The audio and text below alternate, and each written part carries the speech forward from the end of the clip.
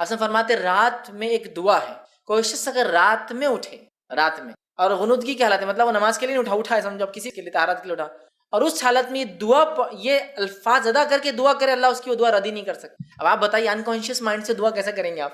Consciously نہیں، آپ اٹھے اس غنودگی میں دعا کرے، جو کریں گے آدمی نیند میں سے اٹھتے دعا، اور یہ اس کے بعد یہ الفاظ ادا کریں گے تو اللہ اس کی وہ دعا قبول کر لیں گا جو اس کے بعد ادا ہوگی۔ اب بتائیے انکانشیس مائنڈ کو آپ کیسا ریمائنڈ کرائیں گے کہ اٹھتے ہی دعا کرنا ہے؟ نہیں، اگر یہ عادت جس کو لگ جائے تو بس پھر تو معاملہ ہی جو ہے وہ ہو گیا کہ اس کو عادت ہو گئی۔ تو یہ بڑی بات ہے کہ انکانشیس مائنڈ سے بھی اللہ کا ذکر کیا جائے، کانشیسلی تو ہمارا حال یہ ہے کہ ہم جب ہوش میں ہوتے تو نہیں ہوتا، تو بے ہوشی کی حالت میں کیا اللہ کا ذکر ہوگا؟ سمجھ رہے ہیں آپ؟ جب آدمی ہوش میں اللہ کا ذکر کا عادی ہو تو بے ہوشی میں بھی وہ الفاظ وہی نکلیں گے نا اس کے منہ سے، اور جب ہوش میں بیکار کام کرے تو بے ہوشی میں وہی ہوتا ہے۔ تو اچھی عادتیں بہت محنت کا نتیجہ ہوتی ہے، اسی لیے لوگ تعریف کرتے جب کسی میں اچھی عادت ہوتی ہے، کیوں؟ تو ایک بہت محنت کا نتیجہ ہے۔ جب ایک اچھے باغ کو آپ دیکھتے تعریف کرتے چونکہ بہت محنت کا نتیجہ ہے، تو اچھی خصلتیں اچھی عادتیں کسی میں ہوں، یہ اس کا مطلب ہے بہت اس نے محنت کی اپنے نفس۔ اور یاد رکھیے انسان پیسوں سے امیر و غریب نہیں ہوتا، یہ بات کو ہمیشہ یاد رکھیں۔ انسان غنی دل سے ہوتا ہے، مال سے نہیں ہوتا ہے۔ کیونکہ تو مالداروں کے کچھ لوگوں کے، کچھ میں سب کو نہیں کہہ رہا، کچھ مالداروں کی حالت یہ ہے کہ بینک بیلنس تو ایسا ہے کہ اکاؤنٹ اور سی اے حساب کرتے کرتے پریشان ہے، لیکن اگر دوسرا آدمی والٹ نکالو تو ارے اتنے پیسے، کروڑوں ہو کے اس کے پیسوں پہ نظر، ارے میرے بھائی تیرے پاس تو سی اے، وہ ٹھیک ہے لیکن اس کے پاس مطلب اپنے اکاؤنٹ کو تو سنبھالنے کو سی اے لگے لیکن دوسرے کے روپیے پہ اس کی نظر ہے۔ اور جو دل سے غنی ہوتا ہے نا، جتنا ہے خرچ کر دیا بس ختم ہو گیا، اللہ نے اس کو دیا وہ کر رہا ہے، میرا دیا گیا، مجھے کوئی پرواہ نہیں کون کیا کرتا ہے، اس کی نظر نہیں کسی پہ۔ تو غنی انسان دل سے ہوتا ہے، مال سے نہیں ہوتا، یہ بات یاد رکھیے۔ مال سے انسان غنی مالدار نہیں ہوتا ہے، اصل غنا جو ہوتی نا، غنا نفس، وہ دل سے انسان غنی ہوتا ہے۔ تو بن جائیے دینے والے، اور جب دینے والا مزاج بنتا ہے نا تو آتا کیسا ہے وہ محسوس ہونا شروع ہو جاتا ہے۔ وہ ویسے نہیں ہوتا اب تک دیں گے نہیں آپ، نہیں یار پہلے کسی کا ایگزامپل دیکھ لیتے آپ، تم کتنا خرچ کرتے بھیا، آ رہا کہ نہیں آ رہا تمہارا، تو میں بھی ذرا پھر شروع کرتا، کر کے دیکھیے، سب بولیں گے آپ یار تو الگ ہی، یہ اصول ہی الگ ہے، یہ جب تک نکلتا نہیں تو آتا بھی نہیں ہے، اصول ہی ایسا ہی۔ اس کو آپ خرچ کرو، دنیا میں ہوتا ہے نا کھیتی کرو تو کھیت اچھا ہوتا ہے، کہ نہیں کھیتی مت کرو، کھیتی کرو تو کھیت خراب ہو جائے گا، وہ کرے تو اچھی ہوتی ہے، نہیں گاڑی زیادہ مت چلاؤ ٹائر گھس جاتے نا اس کے، ارے چلیں گے تو اچھا، کھڑ رہیں گے تو جب بھی 2 مہینے میں خراب ہوتے کھڑی گاڑی کے، اور چلنے والی گاڑی کے 2-4 لاکھ چلتے کلومیٹر ہے نا، لیکن کھڑی گاڑی کے 2 مہینے میں کٹ جاتے ہیں ٹائر۔ کچھ اصول دنیا میں ہے نا ایسے، استعمال کرو، پیسہ نکالو تو پیسہ آتا ہے، یہ اصول ہے۔ خرچ کرنا یہ ہمیں سمجھ میں نہیں آتا، چونکہ شیطان بولتا خرچ مت کرو، خرچ کرے تو اصول کے حساب سے تو خرچ کرے تو کم ہو جا رہے، 10 تھے 5 دیتے تو کتنے بچے؟ 5 ہی بچے، تو اصول کے حساب سے کم ہو رہا ہے، اصول الٹا ہے۔ یہ 5 جو خیر لائیں گے جو گئے، وہ بچے 5 اتنا نہیں لانے والے، ہو سکتا ہے 50 لے کے آئیں گے ادھر سے۔ پھر رول یاد رکھیے، اس چیز کو سمجھیے، اور کیوں نہ ہو صحیح مسلم کی روایت ہے، ابو ہریرہ رضی اللہ عنہ اس کے راوی حدیث کے آپ صلی اللہ علیہ وسلم فرمایا، کہا یا ابن آدم، اللہ فرماتا ہے، حدیث قدسی ہے، یا ابن آدم، اے آدم کی اولاد، انفق، تو خرچ کر، انفق علیک، میں تجھ پر خرچ کروں گا۔ اللہ فرما رہا ہے اے ابن آدم تو خرچ تو کر کر دیکھ، میں تجھ پر خرچ کروں گا۔ اب کون بول رہا ہے خرچ کرنے کا، اور کون بول رہا ہے میں تجھ پر کروں گا؟ بتائیے۔ اگر مجھے سمجھ لیجیے کوئی انسان ہے جو بہت مالدار ہے، وہ بول رہا تم خرچ کرو، اس کا بدلہ میں دوں گا، تو مطلب نہیں ہے وہ بہت بڑا آدمی ہے، جتنا کر رہے اس سے زیادہ ہی دینے والا ہے، سوچتے ہیں نا ایسے۔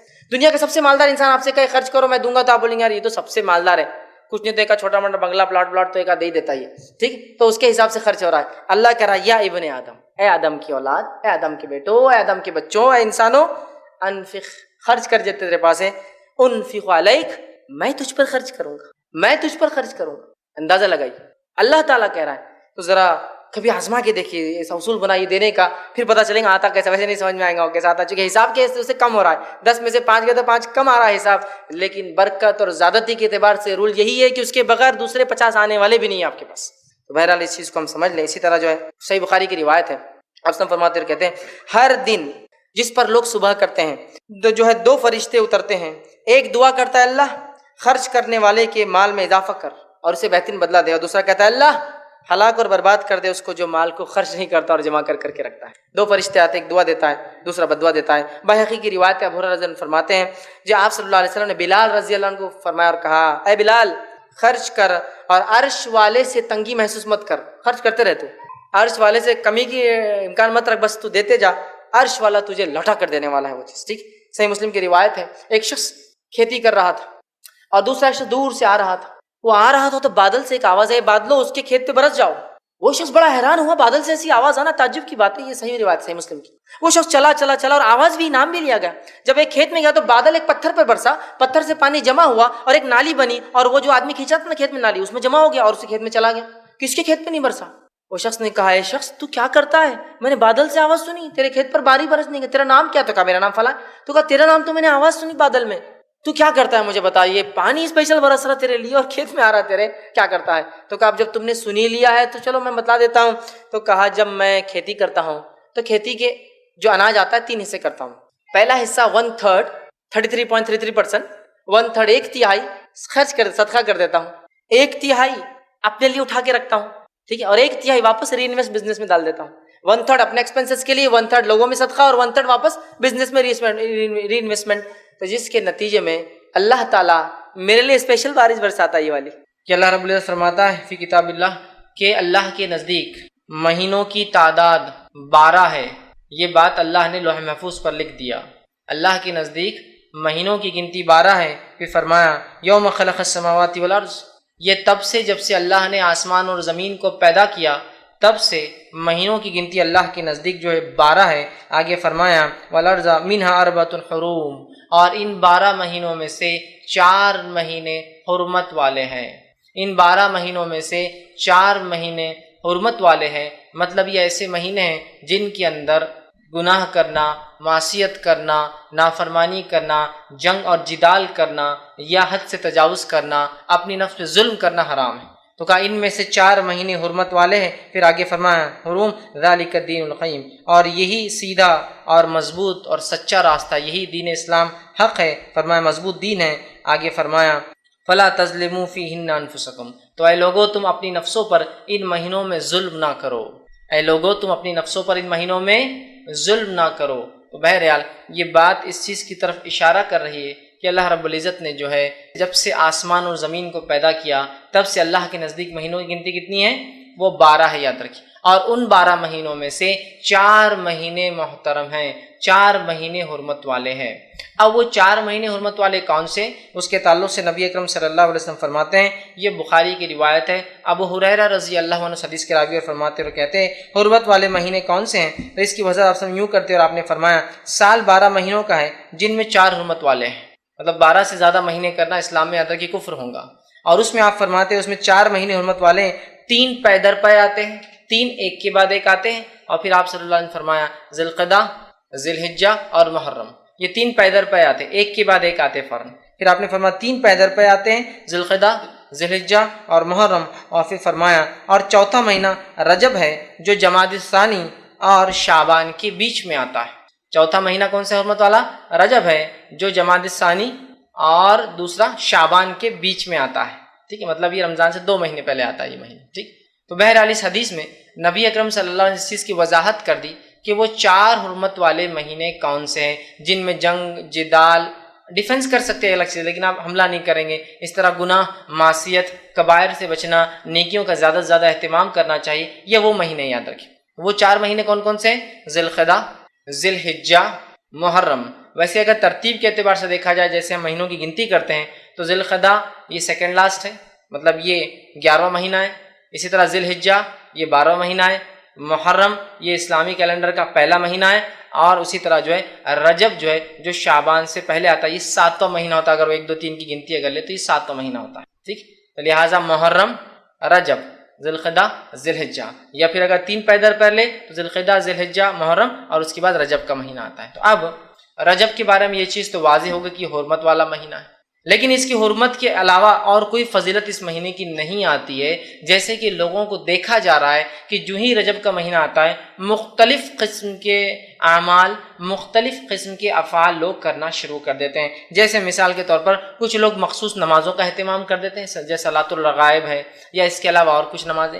کچھ لوگوں کا یہ حال دیکھا جاتا ہے کہ مخصوص روزوں کا اہتمام کرتے ہیں، جیسے کہ پہلے جمعرات کا روزہ یا پہلے جمعے کا روزہ رجب کے، اسی طرح جو ہے رجب کے 27 کی رات کو جاگتے ہیں اور اس کے بعد وہ جاگنے کے بعد دن میں جو ہے روزہ رکھتے ہیں، اسی طرح اور بھی مخصوص روزے ان ایام میں رکھتے ہیں، اور اس کی مختلف فضیلت، 1 روزے رکھنے کی یہ فضیلت، 2 کی یہ، 3 کی یہ، کیے، 7 کیے، 8 کیے، 10 کیے، 15 کیے، مہینے بھر کیے، فضیلت بتائی جاتی ہے۔ اسی طرح کچھ لوگوں کو دیکھا جاتا ہے کہ 27 رجب کو جو ہے وہ ایک جاگنے کا خاص اہتمام کرتے ہیں، رات جاگنے میں گزاری جاتی ہے، دن کے اندر روزہ رکھا جاتا ہے اور اس کے مختلف فضائل بتائے جاتے ہیں۔ اسی طرح ایک اور چیز جو اس مہینے میں کی جاتی ہے وہ یہ ہے کہ لوگ اس مہینے میں عمرے کی فضیلت سمجھتے ہیں اور بہت کثرت سے لوگ عمرے کو جاتے ہیں کہ رجب کا مہینہ ہے، عمرہ کر کے آئیں گے تو عمرے کو جاتے ہیں۔ اسی طرح ہم دیکھتے ہیں کہ ایک اور چیز جو نظر آتی ہے، جو کثرت سے نظر آتی ہے، وہ یہ ہے کہ لوگ اس میں ایک عید مناتے ہیں، ایک دن مناتے ہیں جسے کنڈے کہا جاتا ہے ہمارے زبان میں، کنڈوں کی عید عام زبان میں کہتے ہیں۔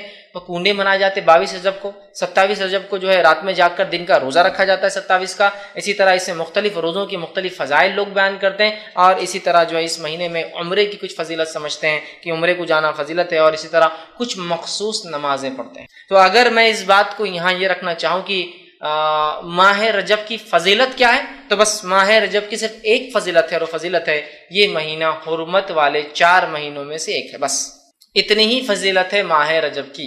اس کے علاوہ نبی اکرم صلی اللہ علیہ وسلم اس مہینے میں نہ عمرہ ثابت ہے، نہ مخصوص روزے ثابت ہیں، نہ مخصوص راتیں جاگنا ثابت ہے، نہ مخصوص نمازیں اور مخصوص عبادتیں ثابت ہیں، اور نہ ہی مخصوص وہ جو ہم کنڈے کرتے ہیں، ایک میٹھی عید کرتے ہیں، اس میں خوب کھاتے اور پیتے اور کھلاتے اور پلاتے ہیں، یہ عید کا کوئی وجود ثابت ہے۔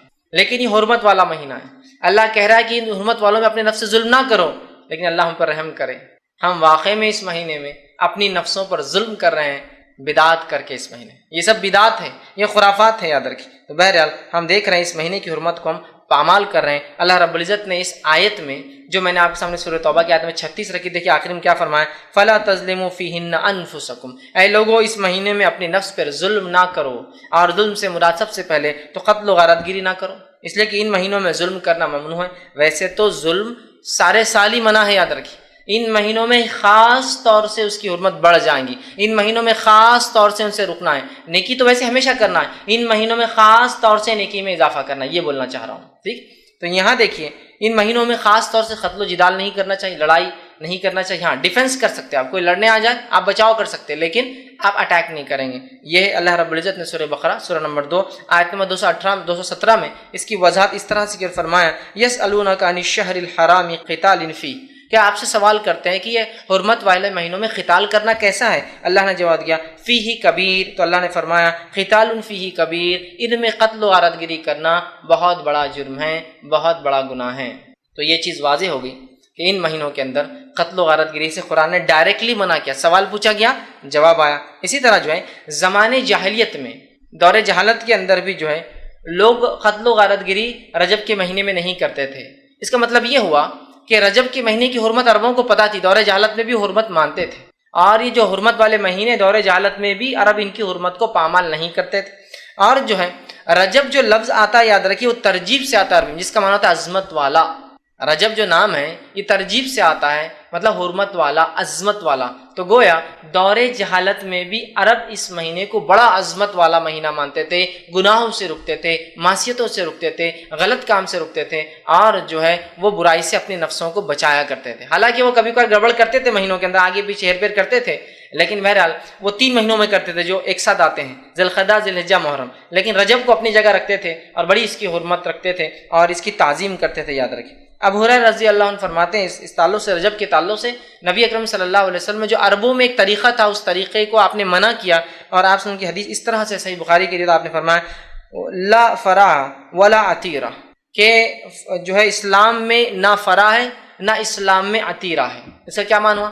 فرح کہتے ہیں عربی زبان میں اونٹ کے، گائے کے یا بکری کے پہلا جو بچہ بکری دیتی تھی، عرب اس بچے کو بتوں کے نام پر ذبح کرتے تھے، اس کو کہتے فرح۔ تو آپ نے کہا اسلام میں فرح بھی نہیں، اور پھر فرمایا ولا عتیرہ، اور اسلام میں عتیرہ بھی نہیں۔ عتیرہ کہتے تھے عرب خاص طور سے رجب کے مہینے میں بتوں کے نام پر قربانیاں، خاص طور سے، ایک تو عام طور سے ہر جانور کا، اونٹ کا، گائے کا اور بکری کا پہلا بچہ ذبح کرتے بتوں کے نام پہ، لیکن رجب میں خاص طور سے وہ کرتے تو آپ نے کہا ولا عتیرہ۔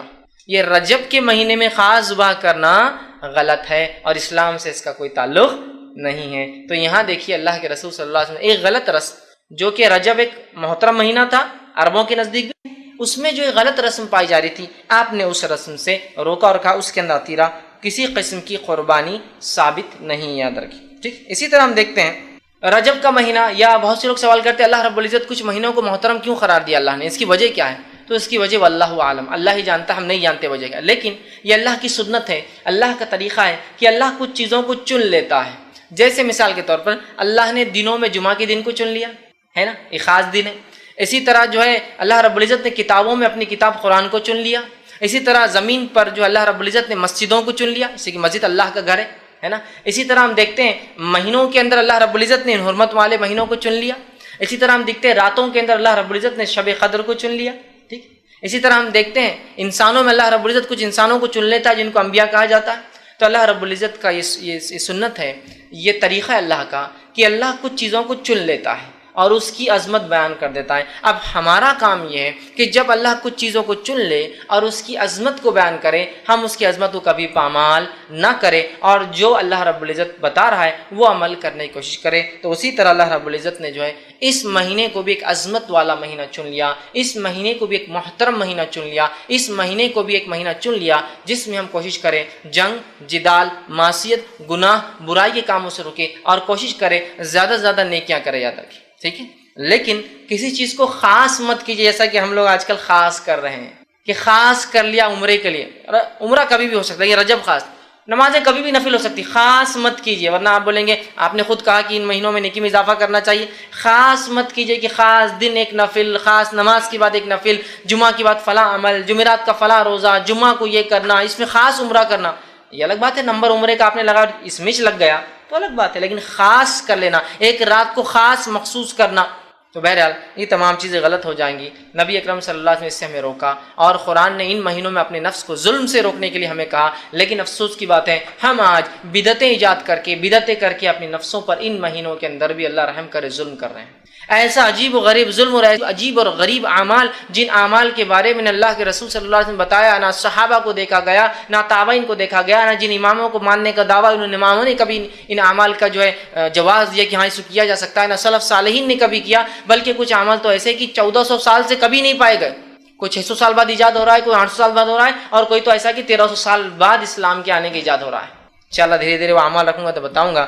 نبی اکرم صلی اللہ علیہ وسلم پہلے اس بات سے ہمیں ڈرا دیا تھا کہ دیکھو بدعت نہ کرنا دین کے اندر. بدعت اس لیے کہ بہت سنگین جرم ہے. اور آپ صلی اللہ علیہ وسلم نے جب بھی آپ خطبہ حاجت دیتے، آپ جب خطبہ دیتے، آپ جانتے ہیں آپ صلی اللہ علیہ وسلم خطبہ دیتے، میں بھی ہر بار درس سے پہلے خطبہ دیتا ہوں. تو نبی اکرم صلی اللہ علیہ وسلم جب خطبہ دیتے اس خطبے میں یہ ضرور بیان کرتے، اللہ کی حمد و ثنا بیان کرتے اور یہ کہتے فَإِنَّ خَيْرَ الْحَدِيثِ کتاب اللہ، کہ سب سے بہترین بات اللہ کی کتاب کی ہے. پھر فرماتے ہو خیر الحدی حدی محمد صلی اللہ علیہ وسلم، سب سے بہترین طریقہ محمد صلی اللہ علیہ وسلم کا ہے. پھر فرماتے وَشَرَّ الْأُمُورِ الْمُحْدَثَاتُهَا، اور دین میں نئے کاموں سے بچتے رہنا، دین میں نئے کاموں سے بچتے رہنا. محدثاتها وکل محدثۃ بدعہ، اس لیے کہ دین میں ہر نیا کام بدعت ہے. وکل بدعۃ ضلالہ، اور ہر بدعت گمراہی ہے. وکل ضلالۃ فی النار، اور ہر گمراہی کا ٹھکانہ جہنم کی آگ ہے.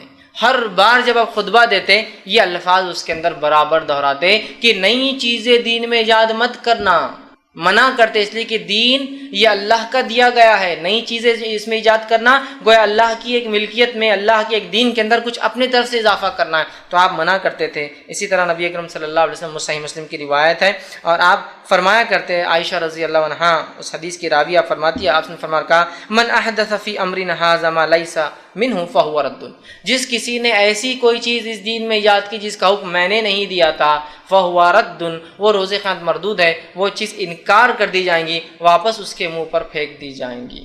دوسرے کی روایت میں آپ فرماتے، یہ بھی صحیح مسلم کی ہی روایت ہے، آپ نے فرمایا کہا کہ جس کسی نے من عمل عملا لیس علیہ امرنا فہو رد، جس کسی نے ایسا کام کیا جس کا حکم میں نے نہیں دیا تھا اسے، تو روز قیامت ایسا عمل مردود ہے، ایسا عمل لوٹا کر اسی شخص کے منہ پر مار دیا جائے گا.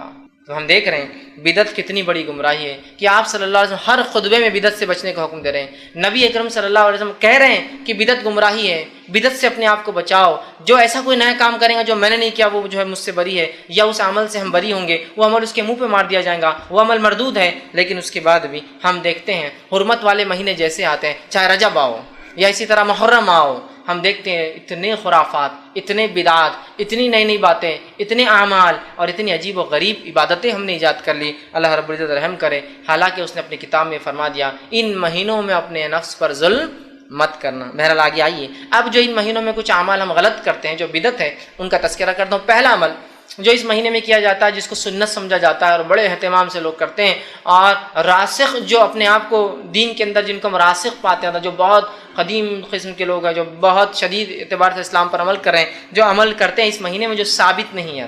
دیکھیے عمل کتنا زیادہ ہو، کتنا پیسہ خرچ کرنے والا ہو، کتنی محنت اس میں لگ رہی ہو، وہ تمام چیزیں ایک بازو رکھ دیجیے آپ۔ اصل چیز ہے کہ اللہ کے رسول اور صحابہ نے کیا صلی اللہ علیہ وسلم، بس یہ اصل ہے۔ اگر کیا تو پھر آپ کریے، ڈٹ کر کریے، نہیں کیا تو بچیے اور ڈٹ کر بچیے۔ تو آئیے سب سے پہلی چیز جو کرتے ہیں وہ ہے صلاۃ الرغائب۔ یہ قسم کی نماز، اس کا نام ہی لوگوں نے صلاۃ الرغائب، یہ نام لیکن نماز کا کسی فقہ کی کتاب میں کبھی نہیں ملے گا آپ کو، یہ نماز کا تذکرہ کبھی کسی محدث کے پاس آپ کو نہیں ملے گا، لیکن ایک یہ موضوع روایت ہے، ان موضوع اور من گھڑت روایتوں کو لے کر یہ نماز کو بنا دیا گیا جس کو صلاۃ الرغائب کہا جاتا ہے۔ اور یہ بڑے عقیدت کے ساتھ رجب آتے ہی لوگ اس کا اہتمام کرتے ہیں۔ اس نماز کے تعلق سے جو روایت پیش کی جاتی ہے، جو موضوع ہے، یاد رکھیے موضوع سمجھتے ہو؟ موضوع مطلب وہ حدیث جو نبی اکرم صلی اللہ علیہ وسلم کی طرف گڑھ دی گئی، منسوب کر دی گئی، لیکن آپ نے ایسی بات نہیں کہیں، وہ روایت کیا رکھتا ہوں جو صلاۃ الرغائب کی طرف لوگ سناتے ہیں، بیان کرتے ہیں۔ حدیث کے الفاظ اس طرح سے وہ یہ ہے کہ رجب اللہ کا مہینہ ہے، شعبان میرا مہینہ ہے، رمضان میری امت کا مہینہ ہے۔ جو روایت بیان کی جاتی ہے وہ یہ ہے، رجب اللہ کا مہینہ ہے، شعبان میرا مہینہ ہے، اور رمضان میری امت کا مہینہ ہے۔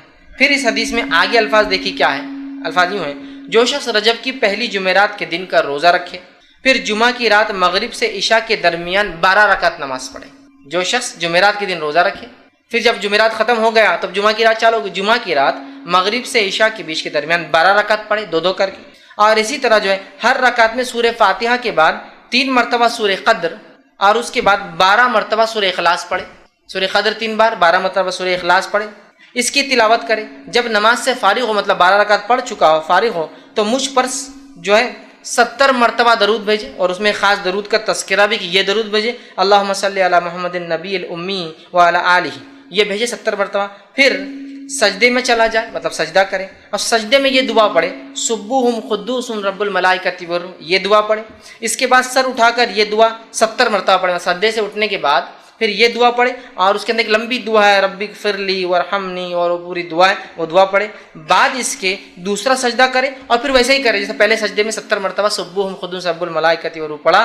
اگر جس نے یہ کر لیا تو اس کے باوجود، مطلب اس کے بعد وہ کہتے ہیں کہ جس نے یہ کر لیا تو اس کے جو ہے اسی طرح کرے، اس کے بعد جو کچھ اللہ تعالیٰ سے مانگیں گا، اس کے بعد جو کچھ اللہ تعالیٰ سے مانگیں گا، اللہ تعالیٰ اس کی ہر حاجت کو پورا کریں گا۔ اب یہ فضائل میں آتا ہے، اور یاد رکھیے یہ روایت جو میں نے آپ کے سامنے رکھی جو بات، یہ نبی اکرم صلی اللہ علیہ وسلم ثابت نہیں ہے، ثابت نہیں ہے۔ اس کے اوپر جو یہ موضوع ہے، ابن الجوزی رحمہ اللہ نے کہا کہ یہ موضوع ہے، اسی طرح جو ہے ابن رجب رحمۃ اللہ علیہ کہتے ہیں کہ یہ روایت موضوع ہے، امام نووی کہتے ہیں کہ روایت موضوع ہے، اسی طرح محمد بن طاہر الہندی رحمہ اللہ یہ فرماتے ہیں کہ روایت موضوع ہے، اسی طرح امام شوکانی رحمہ اللہ کہتے ہیں کہ یہ روایت موضوع ہے، اور اس کے بعد مولانا عبدالحی لکھنوی جو کہ ہندوستان کی رہنے والے تھے، مشہور اور معروف شخصیت ہے، وہ بھی اس کے تعلق سے کہتے ہیں اور فرماتے ہیں، ان کا قول اس طرح سے، صلاۃ الرغائب والی حدیث من گڑت ہے، اور اس پر اکثر محدثین یا سب محدثین کا اتفاق ہے، اور ان کی مخالفت کرنے والے کا کوئی اعتبار نہیں، چاہے وہ کوئی بھی ہو۔ کیا کہہ رہے ہو عبدالحق جو ہے عبدالحی لکھنوی رحمہ اللہ کہ جو ہے یہ نماز کے تعلق سے کہہ رہے ہیں کہ صلاۃ الرغائب والی روایت من گڑت ہے تمام محدثین کے نزدیک، اور جس نے اس کے خلاف بات کی اس کو کوئی اعتبار نہیں۔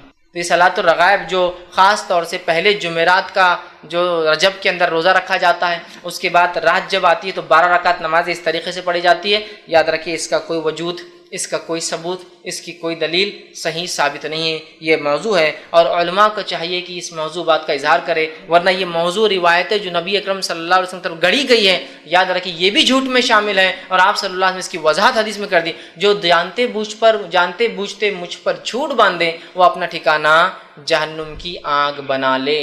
تو ہم کوشش کریں کبھی بھی ان موضوع روایتوں کو کبھی بھی جو اپنی طرف سے ہم روایت کرنے کی کوشش نہ کریں، بلکہ ہم انکار کریں کہ نہیں غلط ہے۔ تو پہلا عمل رجب آتے ہی صلاۃ الرغائب، پہلے جمعرات والا عمل۔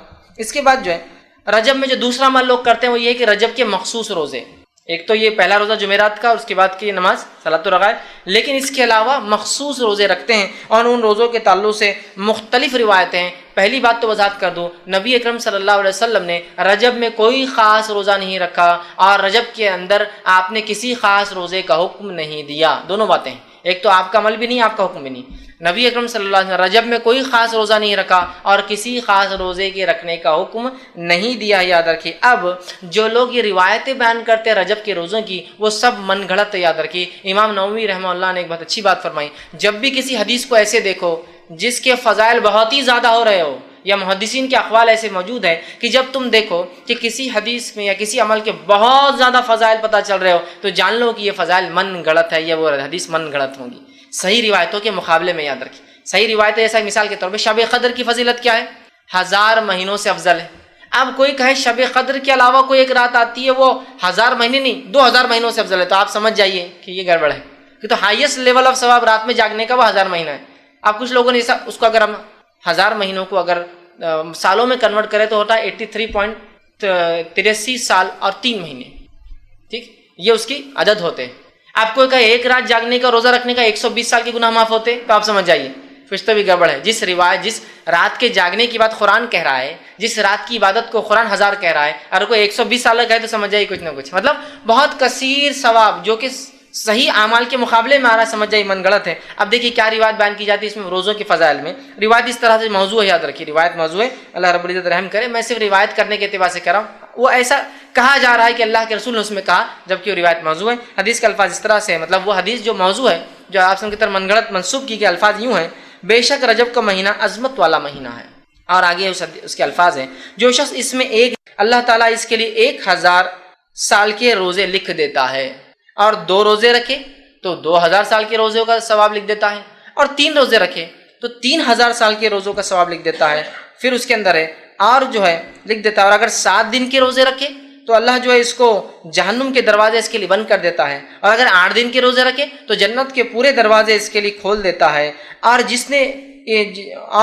جس میں سے چاہے جنت میں تاکہ وہ داخل ہو جائے۔ اور جو شخص 15 دن کے روزے رکھے اس کی برائیوں کو نیکیوں میں تبدیل کر دیا جاتا ہے، اور ایک منادی دینے والا آسمان پہ اعلان کرتا ہے: اللہ تعالیٰ نے تمہاری مغفرت کر دی، اب تم نئے سرے سے عمل شروع کرو، ٹھیک ہے۔ اور جو شخص اس میں زیادہ سے زیادہ روزے رکھے اللہ تعالیٰ اس کو زیادہ سے زیادہ عطا فرماتا ہے۔ یہ روایت موضوع ہے اور من گڑت ہے۔ امام الجوزی نے اپنی موضوعات، اپنی کتاب الموضوع کے اندر اس کو روایت کیا، اور اکثر محدثین نے اس کو اپنی موضوعات کے اندر روایت کیا کہ یہ روایت صحیح نہیں ہے۔ یہ تو 1000 دن کے روزوں کا ثواب بتایا جا رہا ہے، 2000 دن کے روزے، مطلب 30 دن رکھ لیا تو 3000 ہو گئے، یا 29 کا دن آتا 29000۔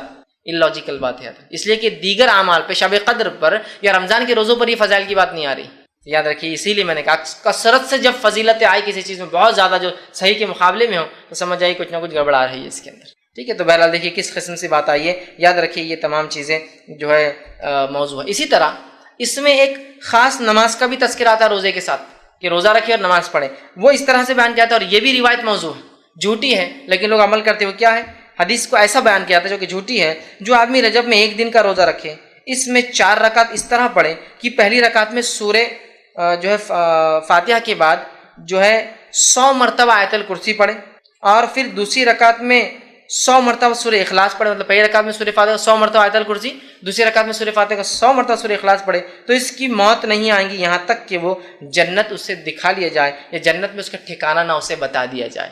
مطلب روزہ رکھے، روزہ رکھنے کے بعد 4 رکعت اس روزے میں یہ نماز پڑھے، کیا نماز پڑھے جو بتایا جا رہا طریقہ کہ سورہ فاتحہ کے بعد 100 مرتبہ آیت الکرسی، سورہ فاتحہ کے بعد 100 مرتبہ سورہ اخلاص، تو فائدہ کیا ہوگا اس کو؟ نہیں مرے گا مگر جنت میں اس کا ٹھکانہ بتا دیا جائے گا کہ تم یہاں رہنے والے ہو جنت۔ یہ صحیح روایت نہیں ہے، یاد رکھیے یہ موضوع ہے۔ تو بہرحال اس مہینے کے اندر کوئی نماز ثابت نہیں، یاد رکھیے کوئی روزہ خاص ثابت نہیں۔ اسی طرح ایک اور جو ہے بات نبی اکرم صلی اللہ علیہ وسلم کی طرف منسوب کی جاتی ہے، ایک اور روایت بیان کی جاتی ہے رجب کے فضائل میں، وہ کیا ہے وہ بھی رکھ دیتا ہوں۔ یوں بیان کیا جاتا ہے: جو شخص رجب میں 3 دن کے روزے رکھے گا اللہ اس کو پورے مہینے کے روزوں کا ثواب لکھ دے گا، اور جو 15 دن کے روزے رکھیں گا اللہ تعالیٰ اس کے لیے اپنی رضامندی لکھ دے گا، اور جس کے لیے رضامندی لکھ دی جائے گی اسے عذاب نہ دے گا، اور جو پورے مہینے کے روزے رکھیں گا اسے اللہ تعالیٰ آسانی سے اس کا حساب کر لے گا۔ یہ روایت بھی صحیح نہیں ہے، لہٰذا ہمیں پتہ چلا رجب کے اندر کوئی بھی عمل نماز کے معاملے میں سنت سے ثابت نہیں، خاص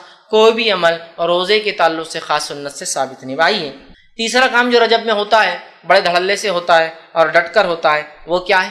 وہ یہ ہے کہ رجب کی 27 کی رات کو خاص طور سے شب معراج منایا جاتا ہے۔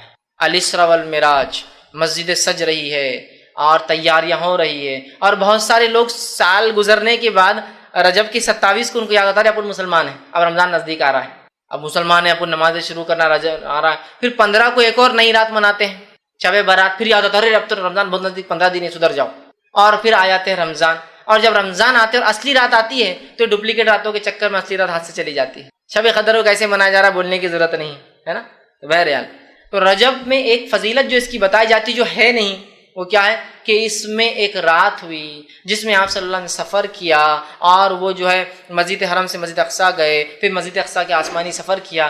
یاد رکھیے یہ رات تو ہوئی، کب ہوئی وہ نہیں پتا ہے ہم کو، 27 خاص نہیں، کب ہوئی نہیں پتا ہے، یہ واقعہ صحیح ہے کہ آپ صلی اللہ علیہ وسلم کو معراج ہوئی، ٹھیک۔ اب بہت سے لوگ ہوتے ہیں وہ بولتے ہیں کہ جو ہے قرآن کے اندر معراج کا تذکرہ ہے، قرآن کے اندر معراج کا، اس لیے ہم منانا چاہیے۔ قرآن کے اندر الحمدللہ معراج کا تذکرہ کہیں بھی نہیں ہے، قرآن کے اندر تذکرہ اسراء کا ہے، قرآن کے اندر تذکرہ اسراء اور معراج کیا ہے بتا دیتا ہوں۔ اسراء کہتے ہیں اس سفر کو جو آپ صلی اللہ علیہ وسلم نے مسجد حرم سے مسجد اقصیٰ طے کیا، یہ اسراء، اور معراج کہتے ہیں اس سفر کو جو مسجد اقصیٰ سے آسمان ہو، معراج کا مطلب ہوتا ہے چڑھنا، سیڑھیاں اوپر کی طرف جانا، وہ تذکرہ ہے۔ تو قرآن نے کہیں بھی معراج کا تذکرہ نہیں کیا، اسراء کا کیا، سبحان الذی اسریٰ، سورہ جو ہے بنی اسرائیل سورہ نمبر 17 آیت نمبر 1، سبحان الذی اسریٰ بعبدہ لیلا من المسجد الحرام الی المسجد الاقصی الذی بارکنا حولہ لنریہ من آیاتنا انہ هو السمیع البصیر۔ یہ آیت نے فرمایا کہ پاک بابرکت ہے وہ ذات جو لے گیا اپنے بندے کو رات کے ایک حصے میں مسجد حرام سے مسجد اقصیٰ کی طرف، جس کے اطراف ہم نے اپنی برکتیں پھیلا رکھی ہے، تاکہ جو ہے لنریہ من آیاتنا، اپنے بندے کو اللہ کے رسول صلی اللہ علیہ وسلم کچھ نشانیاں دکھائے اپنی، سمجھ رہے آپ؟ تو اسراء کا تذکرہ ہے، معراج کا تذکرہ قرآن میں کہیں بھی نہیں، اور ہم منا رہے ہیں کیا معراج، تذکرہ اسراء کا ہے۔ بہرحال تو یہ واقعہ ہوا، ہم واقعے کا انکار نہیں کریں کہ آپ صلی اللہ آسمان پہ گئے، وہ سفر ہوا، آپ مسجد اقصیٰ مسجد حرم سے اقصیٰ گئے، آپ نے نماز پڑھائی وہاں امام انبیاؤں کو، وہاں سے پھر جبرائیل علیہ السلام سفر کر کے آپ کو براق میں بٹھا کر آسمانوں کی طرف لے گئے، پہلے آسمان، دوسرا آسمان، تیسرا آسمان، چوتھا آسمان، پانچواں، چھٹا، ساتواں آسمان پہ گیا، اللہ آپ سے ہم کلام ہوا، آپ کو کچھ آیتیں جو ہے سورہ بقرہ کی 2 آخری آیتیں دی گئی، اللہ رب العزت سے کلام ہوا، ابراہیم علیہ السلام سے ملاقات ہوئی، بہت ساری باتیں اس کے اندر آتی ہیں، ہم انکار نہیں کرتے ان کا، لیکن کسی چیز کے ہونا اس کے منانے کی دلیل نہیں ہے۔ نہیں واقعہ ہوا مطلب منایا جائے گا، تو پھر فتح مکہ ہوا تو وہ بھی مناتے، فتح مکہ ہوا تو کیا وہ بھی مناتے، اپنے شہروں سے باہر جا کر پھر اونٹ اور گھوڑوں بیٹھ کے اپنے شہر میں آئیں گے کہ فتح مکہ ہوا تو آج تو منائیں گے۔ جنگ بدر ہوئی جس کو اللہ نے فرقان کہا، یوم الفرقان تھا، اس دن اللہ نے فرق کر دیا کفر میں اور توحید میں، تو کیا اس دن بھی ہم منائیں گے چپ چپ باہر جا کے جنگ لڑیں گے ایک دوسرے سے، اور کچھ لوگ اور بولیں گے ہاں یہ یوم الفرقان تھا، فتح مکہ منائیں گے کیا، ہوا نا۔ اسی طرح اللہ رب العزت نے صلح حدیبیہ کو کہا، اللہ کے رسول کو جب صحابہ ناراض تھے کہ کیوں آپ نے صلح کی، ہم لڑتے تھے ان سے، اللہ نے کہا کہ ہم نے آپ کو جو ہے فتح مبین عطا فرمایا، انا فتحنا لک فتحا مبینا۔ صحابہ سمجھتے ہار ہے، اللہ کہہ رہا ہے ہم نے آپ کو کھلی کامیابی دی، اور بعد میں پتہ چلا جو صلح حدیبیہ کا کیا فائدہ ہوا، تو اب صلح حدیبیہ بھی منائیں گے نہیں، اس دن اللہ نے کہا کہ یہ تو فتح مبین ہے اور یہ یوم الفرقان ہے، شب جو ہے جنگ بدر، اور اسی طرح فتح مکہ ہوئی، اسلام کو غلبہ ملا تو وہ منائیں گے، ایسا کریں گے۔ پھر اللہ کے رسول ہجرت کر کے گئے تو ہم بھی سب کہیں تو بھی جا کے آئیں گے، کریں گے کہیں، چیز کا ہونا منانے کی دلیل نہیں ہے۔ تو یہ ہوا واقعہ، اس واقعے کی اگر تفصیلات آپ دیکھنا چاہتے ہیں تو میرا اس پہ ایک مفصل 2-2.5 گھنٹے کا ایک بہت تفصیلی عنوان ہے، شب معراج کی حقیقت اور ہماری بدعتیں، یہ آپ دیکھ لیں۔ اس کے بعد شب برات آئیں گے، اس پہ میرا ایک لیکچر ہے شب برات کی حقیقت اور ہماری بدعتیں، اور تیسری رات جو منائی جاتی ہے جو حقیقی ہے اس کے اوپر ہی میرا ایک لیکچر ہے شب قدر کی اہمیت اور ہماری غفلتیں، اس کو ضرور آپ دیکھیں۔ تو شب معراج کی حقیقتیں اور ہماری بدعتیں، اس میں نے بہت تفصیلی رکھا ہے کہ کسی چیز کا ہونا منانے کی دلیل نہیں۔ بہرحال تو اب اس رات کو یاد رکھیے، اس رات کو نبی اکرم صلی اللہ علیہ وسلم کے ساتھ وہ معجزہ ہوا جو آپ لے گئے، یہ رات 27 رجب تھی، اس کے بارے میں کوئی دلیل ثابت نہیں ہے۔ اس معاملے میں امام نووی رحمہ اللہ نے 10 اقوال نقل کیے، 10 الگ الگ قول علماء کے نقل کیے، جن کے اندر سے ایک یہ ہے کہ جس سال آپ کو نبوت ملی اس سال یہ رات ہوئی، دوسرا قول یہ نبوت کے 5ویں سال، تیسرا قول یہ نبوت کے 8ویں سال، نبوت کے 10ویں سال، ہجرت سے 8 مہینے پہلے، ہجرت سے 16 مہینے پہلے، ہجرت سے 12 مہینے پہلے، ہجرت سے 14 مہینے پہلے، 8 12 14 اور 16 مہینے پہلے ہجرت سے، ٹھیک۔ کسی نے کہا رمضان کے مہینے میں ہوئی، کسی نے کہا یہ رجب کے اندر ہوئی، کسی نے کہا یہ شعبان میں ہوئی، کسی نے کہا یہ محرم میں ہوئی، کوئی قول نہیں۔ تاریخ کے معاملے میں اختلاف کب ہوا اس میں بھی اختلاف، اور صحابہ میں سے بہت کم اقوال اس تعلق سے ملتے کب ہوا، یاد رکھیے۔ تو یہ رات کب ہوئی اسی کوئی دلیل نہیں۔ اب ہم نے دیکھی میں ہمیشہ یہ کہتا ہوں کہ بہت ساری باتیں ایسی ہے جو کس کو نہ پتہ چلی، شاید اللہ رحم کرے ہم پر، اللہ معاف کرے، شاید جبرائیل علیہ السلام نے آ کر ہندوستانی پاکستانی لوگوں کو بتا کے چلے کہ تمہارے لیے یہ فکس کر دیا گیا ہے. جیسا 27 کو معراج ہوئی، دنیا اختلاف کر رہی ہے، صحابہ میں اختلاف ہے، محدثین میں اختلاف ہے، ہندوستانیوں کو پکا پتا ہے 27 رجب. اسی طرح جو ہے شب قدر کب ہے اس کو تلاش کرنے کا حکم ہے. جو آخری حدیث ملتی ہے اس کے تعلق سے وہ یہ ہے کہ اسے رمضان کی آخری عشرے کی طاق راتوں میں تلاش کرو، مطلب 5 میں سے کوئی ایک. تو ہم تو برابر 27 کو منا رہے ہیں شاید. دیکھیے نا یہاں اختلاف ہے، یہ رات کب ہوئی، معراج کب ہوئی، ہمارے پاس پکا ہے کب ہوئی 27 رجب. آپ 27 رجب کو بہرحال دیکھیے کسی چیز کا ہونا اس کے منانے کی دلیل نہیں. اب ہوا، اب منانا شروع ہو گیا ہے نا. کیسے؟ راتوں کو مسجدیں سجائی جا رہی ہے، نہایا جا رہا ہے، تیار ہوا جا رہا ہے، انتظام کیا جا رہا ہے، مخصوص پکوان اور میٹھے، اور ظاہر سے کوئی بدعت بغیر میٹھے کی تو کمپلیٹ ہوتی نہیں ہے. مخصوص میٹھے بنائے جا رہے ہیں، اسی طرح جو ہے مخصوص لباس بنائے جا رہے ہیں، مخصوص رکعت میں تعداد میں راتوں کی نماز، جیسے 100 رکعت نماز، یا پھر ایک نماز ہوتی ہے کہ جو زندگی بھر کے نمازیں چھوٹ گئے، ٹھیک، جو ہے قضائے عمری پڑھی جا رہی ہے. اسی طرح جو ہے صبح اٹھ کر پھر 27 کا روزہ رکھا جا رہا ہے. یہ تمام کام بدعت ہے. وہ رات ہوئی، وہ واقعہ ہوا، اس کے بارے میں ہمیں فکس نہیں پتا وہ کب ہوئی رات اور کیا واقعہ، مطلب واقعہ تو پتا ہے لیکن وہ رات کب ہوئی، کس مہینے ہوئی، کس سن میں ہوئی، ہمیں نہیں پتا. لہٰذا اس رات کو یاد کر سکتے آپ کی وہ واقعہ کیا تھا، لیکن منانا یہ بدعت میں شامل ہوگا. تو آپ دیکھیں کس دھڑلے سے اس رات کو منایا جا رہا ہے، جبکہ اس معاملے میں کئی اقوال صحابہ کے موجود ہیں اور کئی اختلاف اس معاملے میں جو ہے موجود ہے، لیکن اس کے بعد بھی 27 کو مخصوص منایا جا رہا ہے. مولانا عبدالحی لکھنوی رحمہ اللہ اس تعلق سے فرماتے ہیں، اور وہ کہتے تھے یہ جو بلاد ہند میں، مطلب ہندوستان کے اندر، وہ کہتے ہیں بلاد ہند میں مشہور ہے کہ شب معراج کی صبح کو روزہ رکھنا 1000 روزوں کے برابر ہے. تو یہ بالکل بے بنیاد اور بے اصل ہے. سمجھ رہے ہیں؟ تو یہاں ہم دیکھ رہے ہیں لوگ پتہ نہیں کیا کیا اس میں منا رہے ہیں. رات جاگتے ہیں، دن روزہ رکھتے ہیں، 1000 مہینوں کا ثواب، 1000 سال کا ثواب، 120 سال کا ثواب، پتہ نہیں کیا کیا باتیں بیان کی جا رہی ہیں. تو یاد رکھیں اس مہینے میں یہ رات معراج جو ہے یہ ہوئی، لیکن یہ کب ہوئی یہ ہم نہیں جانتے. واللہ عالم، اللہ بہتر جانتا ہے کہ یہ رات کب ہوئی. یاد رکھیں آپ، لیکن ہم مخصوص کر کے دیکھیے کیسے اعمال کر رہے ہیں، کیا کیا افعال کرتے ہیں. اور یاد رکھیں جب ہم بدعتوں میں چلے جاتے ہیں، جب ہم بدعتوں میں پڑ جاتے ہیں تو پھر یاد رکھیے معاملہ پھر وہ اتنی گہرائی میں جاتا ہے کہ پھر وہ بدعتیں کہیں رکتی نہیں. تو لہٰذا رجب کی 27 کو شب معراج خاص منانا یہ بدعت ہے اور شریعتاً یہ غلط ہوگا. اس رات کا جاگنا بھی ثابت نہیں، اس میں کوئی خاص روزہ ثابت نہیں. کوئی آدمی روز رات میں جا کے عبادت کرتا ہے تو وہ بھی کر سکتا ہے، اور کوئی روزہ رکھنے کا عادی ہے اور وہ رکھتا ہے، جیسا کہ مثال تو جمعرات اور پیر کا روزہ رکھتا ہے اور اس دن ہی جمعرات آ جائے تو الگ بات ہے، لیکن خاص طور سے کرنا یہ بدعت میں شمار ہوگا. اب اور ایک کام جو اس رجب میں کیا جاتا ہے بڑے عقیدت سے، وہ کیا ہے؟ وہ یہ کہ رجب میں لوگ سمجھتے ہیں عمرہ کرنا افضل ہے، اور بہت لوگ عمرے کو جاتے ہیں، بڑا نمبر لگائے جا رہے ہیں، تڑپ کے لگائے جا رہے ہیں، دعائیں ہو رہی ہیں اللہ سے سالوں سال کی رجب میں موقع دے ہم کو عمرے کا. رجب میں آپ صلی اللہ علیہ وسلم سے خود عمرہ کرنا ثابت، اور نہ ہی آپ نے کبھی اس کی کوئی فضائل کسی صحیح احادیث میں بتائی ہے. دونوں باتیں یاد رکھیں.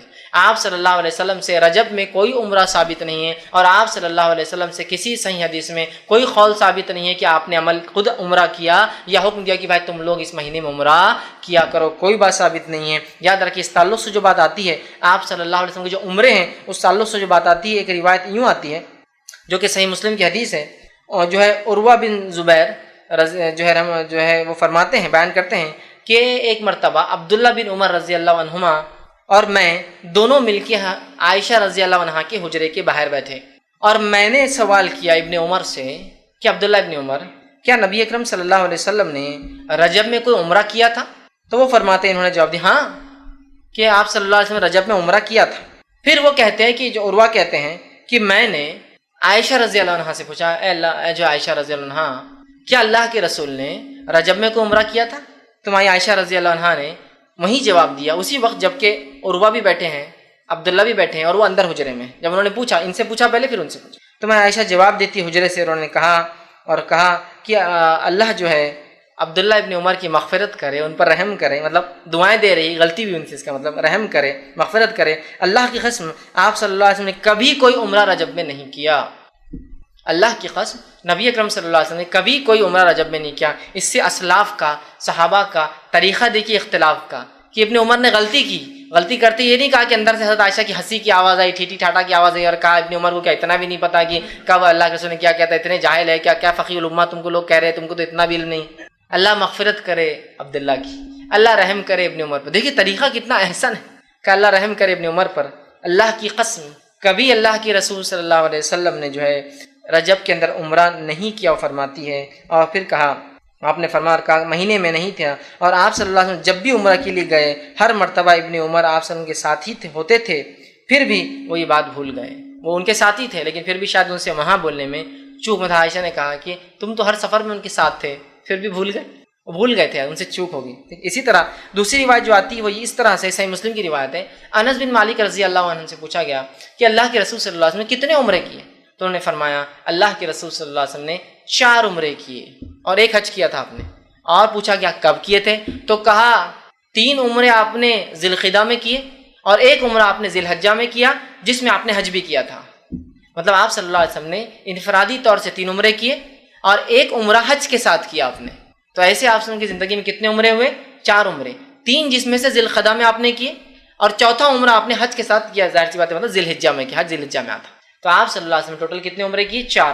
3 ذی القعدہ میں اور 1 ذی الحجہ میں کی. تو انس بن مالک کہتے ہیں آپ صلی اللہ علیہ وسلم نے 4 عمرے کیے، 3 تو جو ہے ذی القعدہ میں کیے اور 1 آپ نے عمرہ کیا جس میں آپ نے حج بھی کیا اور وہ ذی الحجہ میں تھا. تو گویا آپ صلی اللہ علیہ وسلم کے ٹوٹل 4 عمرے ہیں اور 1 حج آپ نے اپنی زندگی میں کیا ہے. تو لہٰذا اس مہینے میں عمرے کی بھی کوئی خاص فضیلت ثابت نہیں. یہ بات کو بھی آپ ذہن نشین کر لیں، ورنہ بہت سے لوگ نمبر لگا کے عمرے کے لیے جا رہے ہیں، یا بہت سے لوگ گلف میں ہیں تو آسانی ہوتی چھٹیاں لے کہ آدمی رجب کا عمرہ، رجب کا عمرہ بڑا عمرہ، فضیلت والا عمرہ، بابرکت عمرہ، ایسا عمرہ ویسا عمرہ. پھر اس عمرے کے ساتھ اگر یہ سب بدعتیں جڑ جائے، مطلب جڑا دیتے ہیں، صلاۃ الرغائب حرم میں چل رہی ہے، ہاں روزے رکھے جا رہے ہیں اس نیت سے کہ یہ فلاں. تو اس مہینے میں کوئی نماز، کوئی روزہ، کوئی عمرہ خاص طور سے ثابت نہیں. عام طور سے آپ اگر رکھتے ہیں، آپ کی عادت ہے کہ ایام 20 کے روزے جو ہوتے ہیں، چاند جب بیچ میں آ جاتا ہے، 12، 13، 14 کے روزے، اسی طرح پیر کا اور جمعرات کا روزہ آپ رکھتے ہیں، ٹھیک ہے یہ تو الگ بات ہے، لیکن خاص کوئی روزہ ثابت نہیں آتے. اب آئیے جو آخری بدعت جو اس میں ویسے اس مہینے میں لوگ کئی بدعتیں کرتے ہیں،